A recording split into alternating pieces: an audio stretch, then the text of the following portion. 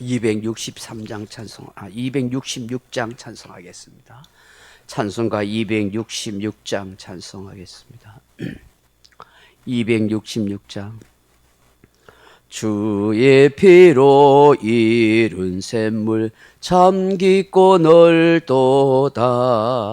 구원하는 그 신능력 더 찬송할지라. 찬송하세 주의 보혈 그 샘에 지금 나아가 죄에 깊이 빠진 이 몸 그 피로 씻어 맑히네. 죄악 세상 이김으로 거룩한 길 가는 나의 마음 성전 삼고 주께서 계시네. 찬송하세 주의 보혈 그 샘에 지금 나아가 죄에 깊이 빠진 이 몸 그 피로 씻어 맑히네. 주 예수를 깊이 아는 놀라운 그 은혜 하늘나라 즐거움이 매일 새롭도다. 찬송하세 주의 보혈 그 샘에 지금 나아가 죄에 깊이 빠진 이 몸 그 피로 씻어 맑히네.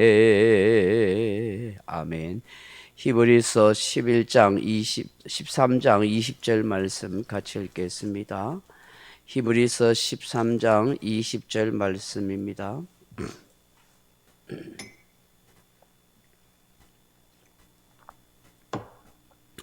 양들의 큰 목자이신 우리 주 예수를 영원한 언약의 피로 죽은 자 가운데서 이끌어내신 평강의 하나님이. 아멘. 오늘 아침에는 영원한 언약의 피에 대해서 말씀을 드리고자 합니다. 어제도 20절 봤지만 어제는 양들의 큰 목자이신 예수님에 대해서 살펴보았고, 오늘은 영원한 언약의 피가 되시는 예수님에 대해서 말씀을 나누려고 합니다. 사랑하는 성도 여러분, 여러분은 피에 대해서 어떻게 생각하십니까? 어떤 분은 피하면 무섭다고 생각합니다. 전쟁에서 싸움에서 피를 흘리는 것을 본 사람들은 그렇게 생각할 것입니다.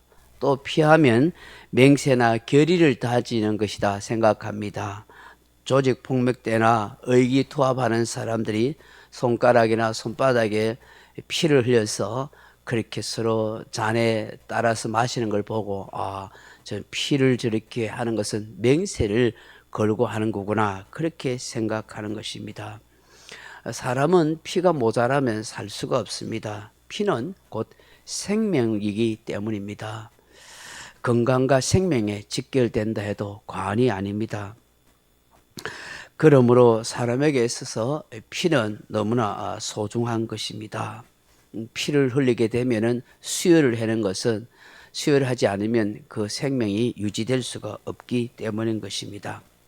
히브리서 기자는 영원한 언약의 피에 대해서 말씀합니다. 이 언약의 피는 무엇을 상징하는 것일까요? 바로 예수 그리스도의 피를 의미하는 것입니다. 예수님께서 잡히시던 전날 밤에 유월절 만찬을 드시다가 떡과 잔을 나누시면서 이런 말씀을 하십니다. 마가복음 14장 23절에 보면, 또 저 잔을 가지사 감사 기도하시고 그들에게 주시니 다 이를 마시매 이르되 이것은 많은 사람을 위하여 흘리는 바 나의 곧 언약의 피라. 많은 사람을 위하여 흘리는 나의 피 곧 언약의 피니라, 그렇게 말씀합니다. 언약의 피라는 것은 곧 언약의 생명이라 하는 말씀입니다. 하나님께서 약속하신 피, 생명이라는 것이죠. 그렇다면 언약의 피는 어떤 역할을 할 것인가 하는 것입니다. 언약의 피는 첫째로 우리의 모든 수치와 죄와 부끄러움을 덮어주고 가려주는 역할을 하는 것입니다. 우리의 모든 죄, 우리의 모든 허물, 우리의 수치, 부끄러움, 두려움을 가려주는 역할을 한다 하는 것이죠. 여러분, 사람은 죄를 지으면 하나님의 형벌을 받을 수밖에 없습니다. 창세기 3장에 보시면은 하나님의 형상대로 창조한 아담과 하와가 에덴 동산에서 타락하는 장면이 나오죠. 하나님은 언약을 어기고 불순종한 죄를 지어서 형벌을 받게 됩니다. 저주를 받게 됩니다. 그 가운데 죽음도 찾아오죠.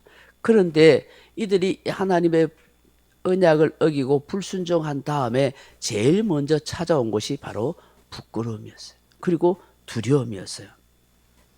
그래서 그들이 나무 밑에 가서 숨었고 그들의 벌거벗음을 알고 무화과 나무 잎으로 그들의 부끄러움을 가렸던 것이죠. 이것은 일시적인 방편에 불과합니다. 하나님께서 그 무화과 나무 대신에 가죽옷을 지어 입혀 주십니다. 창세기 3장 21절에 보면은 그들에게 범죄한 아담과 하와에게 가죽옷을 지어 입히시더라 그렇게 말씀합니다. 하나님의 언약을 깨뜨리고 불순종한 참 미운 자식입니다. 못난 자식입니다. 그런데 왜 하나님께서 그들에게 가죽옷을 지어 입힙니까? 그들의 수치와 부끄러움을 하나님이 가려주신다 하는 것을 말씀합니다. 그런데 이 가죽옷을 지어 입힌다는 것은 이 가죽옷은 어떤 가죽옷이겠어요? 바로 양의 가죽이에요. 양이 피를 흘리고 죽음을 통해서 그 가죽옷을 입혀서 이 아담과 하와를 가려주는 거예요. 그렇다면 이 가죽옷은 뭘 상징하겠어요? 바로 우리를 위해서 십자가에 피 흘리신 세상 죄를 지고 가는 하나님의 어린 양이신 예수 그리스도란 말입니다. 예수 그리스도의 피 흘리심과 그 생명을 통해서 우리의 부끄러움과 우리의 허물을 가려주신다. 그리고 우리는 참 죄 많은 인생이고 허물과 부끄러운 투성인 인생인데 이렇게 당당하게 살 수 있는 것은 예수의 피가 우리를 가려줬기 때문에 우리를 깨끗하게 했기 때문에 우리의 모든 수치와 부끄러움을 가려줬기 때문에 우리가 이 세상에서 살아갈 수 있게 되는 줄로 믿습니다. 두 번째로는 이 하나님의 어린 양의 피라 하는 것은 첫째로는 뭐라고요? 우리의 수치와 부끄러움, 두려움을 가려주는 역할을 했다. 두 번째 하나님의 영원한 어린 양의 피, 언약의 피라는 것은 뭐라고요? 대속의 역할을 하는 것이다. 여러분 늘 제가 설교를 자주 했지만 구약의 대속죄일에 그 송아지와 염소의 제물을 바친다 했잖아요. 그래서 두 마리의 아사셀 양이 있다 했죠. 아사셀 염소예요. 한 마리는 안수기도에서 제물로 번제물로 바치고 그 피를 받아서 지성소 안에 가서 언약궤 법궤 위에 피를 이렇게 뿌린다고 했었어요. 그리고 또 한 마리 양은 모든 백성들의 죄를 그 아사셀 염소에게 뒤집어 씌워요. 다 정가를 해요. 그리고 난 뒤에는 멀리 내다버려요. 우리의 모든 죄가가 다 옮겨졌고 사라졌다. 피를 뿌림으로 우리의 모든 죄가 다 사함받았다. 그래서 우리는 죄 때문에 죽음을 당하지 않는다 하는 의식을 바로 이 아사셀 염소를 통해서 대속죄를 하는 거라고 말입니다. 바로 이 아사셀 염소의 역할을 누가 했다고요? 바로 예수님의 그 언약의 피, 예수님을 통해서 이 일을 이루어진 거예요. 베드로전서 1장 18절에 보면 너희가 알거니와 너희 조상이 물려준 헛된 행실에서 대속함을 받은 것은 은이나 금 같은 것이 금같이 없어질 것으로 된 것이 아니요 오직 흠없고 점없는 어린 양 같은 그리스도의 보배로운 피로 된 것이다. 그렇게 말씀하는 거예요. 우리가 대속받은 것은 돈으로 물질로 된 것이 아니라 예수의 피로 우리가 제사함을 받았다. 그래서 우리가 예수 믿을 때에 예수의 피로 보혈로 제사함을 받은 그런 은혜를 잊게 되는 것입니다. 그래서 더 이상 정죄받지 않고 우리를 어렵다고 하신 것이죠. 천적인 하나님의 은혜에게 우리가 날마다 예수의 피를 부르면서 감사하게 되는 것입니다. 세 번째 언약의 피는 어떤 역할을 할까요? 죽음에서 벗어나게 합니다. 자, 첫 번째 어떤 역할을 한다고요? 우리의 수치와 부끄러움과 두려움을 가려주는 것. 두 번째 우리의 죄를 다 대속해 준다. 죄를 씻어주는 대신하는 역할이 언약의 피. 세 번째 죽음에서 벗어나게 한다. 우리가 알다시피 출애굽할 때 그 이스라엘 백성들이 문가와 문지방과 무설주에 다 뭐를 발랐어요? 어린 양의 피를 바르잖아요. 그 어린 양의 피를 바른 집은 천사가 다 지나가요. 그게 유월절이잖아요. 어린 양의 피를 바른 집은 산다는 거예요. 죽지 않는다는 거예요. 그걸 뭘 상징하는 거예요?